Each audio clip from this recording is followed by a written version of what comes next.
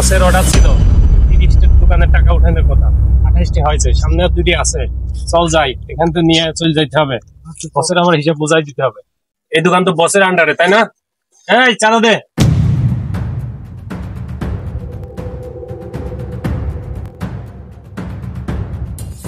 এই দোকান বন্ধ করিস কে? চাঁদা দে। কিসের চাঁদা দেব? কিসের চাঁদা দিবি মানে? বড় ভাইয়ের হুকুম, চাঁদা দিতে হবে, না হলে ব্যবসা করে খাইতে পারবি না। কিসের নেতা, কিসের বড় ভাই? যা তোর যা। এই, চাঁদা হবে না, যা। এই শোন, এর পরিণত করি খুব খারাপ হবে, বুঝলি? কি খাবে তোর বড় বাড়ি যা। বুঝছেন না, বুঝছেন না। আমার টাকা আমি ব্যবসা করি, তাতে কিসের টাকা দেবো? হ্যাঁ যা যা যা। তোর গুণা ফেলেছে নাকি? এই আস্তে মাথা ঠান্ডা কর, নয় কল তো একদম ফুটা করে দেবো। ফুটা করবি মানে? তোর পূর্ণতার নেবি চলে যা। তোর বাপে যা যা যা যা যা। বাজি করার জায়গা হয় না, আমার ব্যবসা আমি করবো। কথাবাজি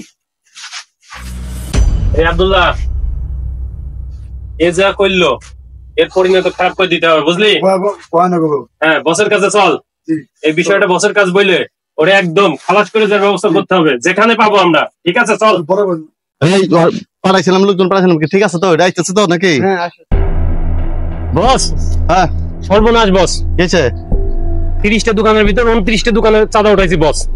আর এক দোকানদার ঘাবলা করছে, এই যে আমাদের মেয়ের বুতাম বুতাম ছিঁড়ে দিয়েছে বস। তোমার নাম কি? সোহাগ। ওরে আজকে তো আমাদের ধাক্কা দিয়ে ফেলা দিছে। আজকে ওরে পাঠাম দেবো, যা। ঠিক আছে বস, আপনি দেখেন বিষয়টা। এই আব্দুল্লাহ, এই পাইছি রে। মার, মার, মার। এই বস।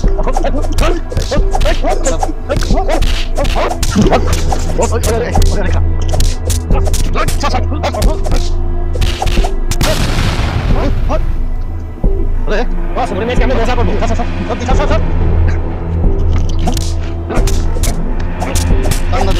চাঁদা দিবি না মানে? এটা জানোস না আমাদের? এইভাবে নিভে যাচ্ছে হাজারো মানুষের জীবন।